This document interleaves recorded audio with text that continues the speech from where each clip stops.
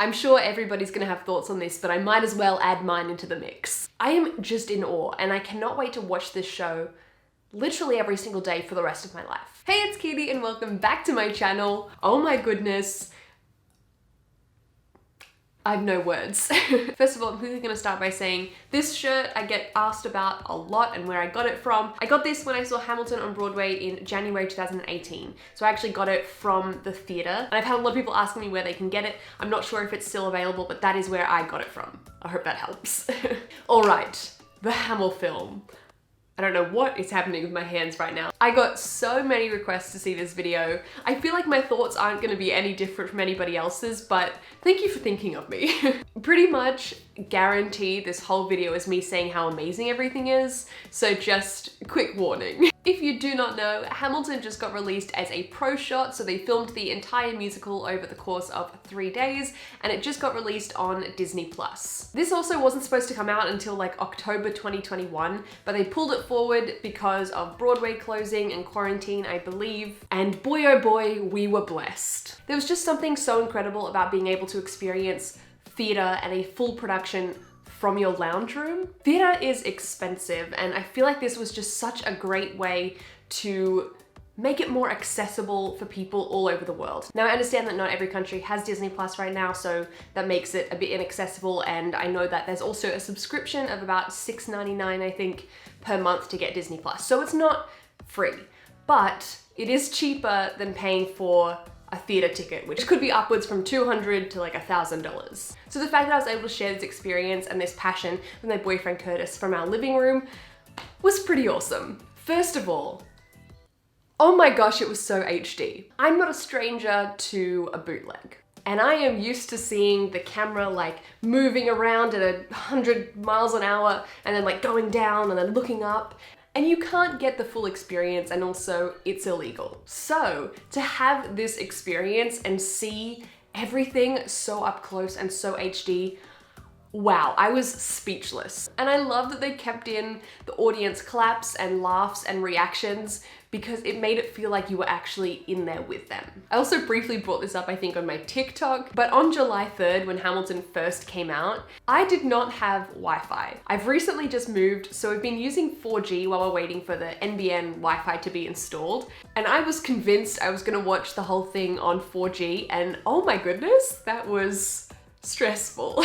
I think we got to Satisfied about 36 minutes in before we decided we should probably take a break, pun definitely intended, because it was buffering, I think, every 2 or 3 minutes, and it would buffer for about 2 or 3 minutes.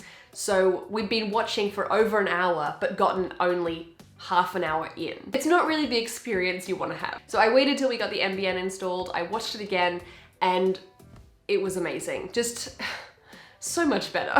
I was in fact satisfied. When it was first announced that it was going to be released on Disney Plus, I got a lot of people being concerned, and there was rumors spreading that it was going to have to be censored to get a PG-13 rating. That is what happened, but I think they were able to get around it okay, because we didn't lose any of the actual context, we didn't lose any scenes or songs, which is a huge win.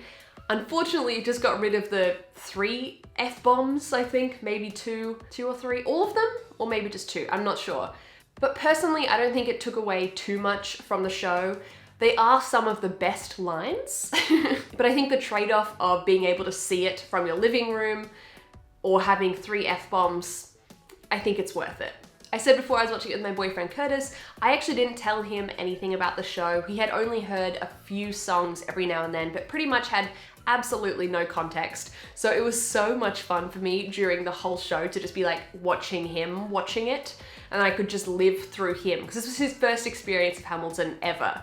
And now I am even more excited because I'm just gonna be able to like share memes with him and he'll understand them. That is remarkable, really. The part that I was like watching his reactions the most was when it was Blow Us All Away to Stay Alive to It's Quiet Uptown, just to see how he was tracking, to see how he was feeling. And at the end of It's Quiet Uptown, I was like, that's really sad, isn't it? And he was just like, yep. And I was like, oh, that's like weird that he's not really responding. Turns out he was a little bit teary.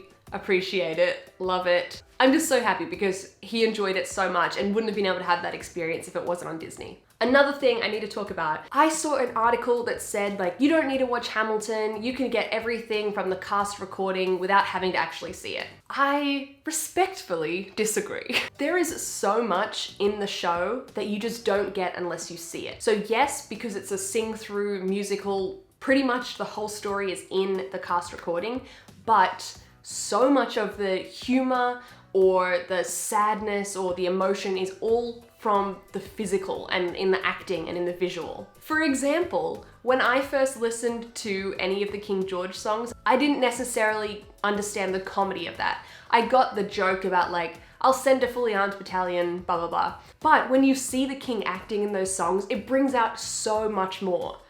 And Jonathan Groff, wow. The spit, I love it. It was hilarious, big fan. And nobody asked, but Curtis's favorite character was King George. Also, another thing you can't get from the cast recording is Daveed Diggs as Lafayette and Jefferson. Beautiful. But as we know, everybody in this cast is so incredibly talented. Every single person in the crew, so incredibly talented. All of those pieces together made the show what it is. Everybody is amazing and I love them and I'm obsessed with all of them. I literally don't even know what to say. Everybody was incredible. Renee Elise Goldsberry. I was satisfied. Philippa Sue. She, you could say, made me helpless. I am obsessed with her. Her voice is that of an angel. Jasmine Cephas Jones. No words. I could not say no to her. This is so dumb. All of them. I'm scared of saying names because I don't want to leave anybody out, but like Leslie Odom Jr. All of them. Lin-Manuel, obviously. Also, the bullet.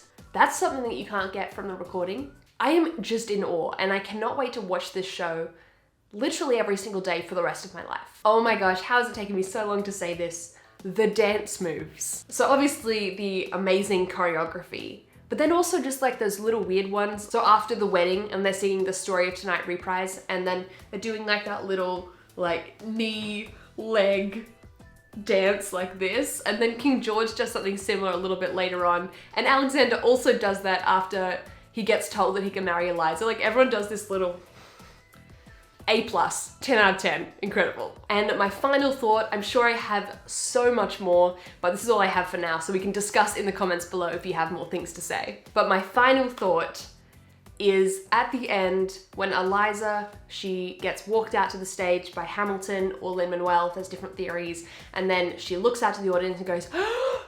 The theories on that are amazing, and the fact that that could mean so many different things, stunning. Beautiful, incredible, show-stopping. I love it so much. So the first theory I heard, and is what I originally thought it was Alexander leading her and it's like her final breath, which makes sense, is a good observation. But then I saw another theory which I love so much, and that is that it's not Alexander Hamilton leading her to the end of the stage, it's actually Lin-Manuel leading Eliza Hamilton to the front of the stage so she can look out to the audience and see that Alexander's story is still being told. And then the work that Eliza did to keep his legacy alive, his story is now being told. And now look at how many people are here to see the story that's being told. I love that theory so much. Please let me know in the comments below if you have any other theories about what that final breath might mean. And also let me know down below what your thoughts on the Hamilfilm were. Oh, it was amazing. And I'm also just so excited because now all of my friends can finally see it and we can finally talk about it and it's going to be brilliant. Okay, I need to calm down. Anyway, that was the video for today. I hope you enjoyed it. Make sure to give it a big thumbs up if you did. You already know what to let me know down in the comments. I hope you're having an amazing day and I hope you're staying safe. Thank you so much for watching and I'll see you soon with a new video. Bye!